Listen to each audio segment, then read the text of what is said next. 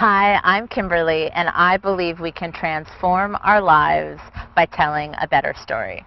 We all tell stories about ourselves and our lives, but if they're not the right stories, we can get stuck in unhealthy patterns that cause suffering. My old story went something like this. I moved around a lot as a kid, and I felt like I had no home, and I was really sad about that, but I didn't feel like I could really be sad about it because my brother was sick, in and out of hospitals growing up, and so I felt like I couldn't compete, and I had no right to have any problems, and so I smiled and entertained and pretended to be perfect when I was not perfect. And it was only when I started telling stories on stage and in a weekly vlog and in a published memoir that I was able to own my experiences and feelings, reshape and shift my stories, and eventually let them go. And now I teach the healing art of storytelling to my students.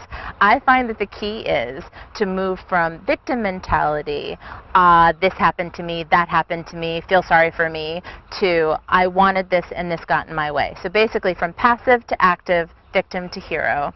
And when we're able to do that, we can reshape our understanding of ourselves and our lives and find a better story. Today, I'm in Central Park in New York City, and we're going to meet one of my former students, Margie, who when she first came to me was stuck in an old story.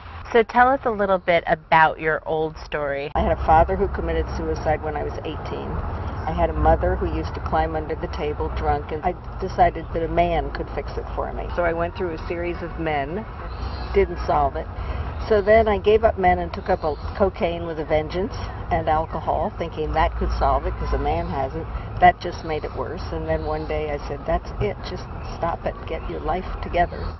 And if you could tell us a little bit about how taking class with me helped you transform your understanding of yourself and your life. What the memoir class did was take me away from the whiny, poor me, into look who I am and look what I've accomplished. It changed the arcs of the story, and it changed my perception of what the story was.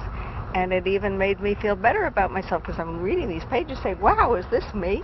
I'm 66 years old. I'm a mountain climber, a rock climber, a triathlete, a marathoner, a road runner. I didn't start doing any of the fun adventure things until I was 50, which goes to show that it's never too late to change your story. Woo, can I give you a high five for that?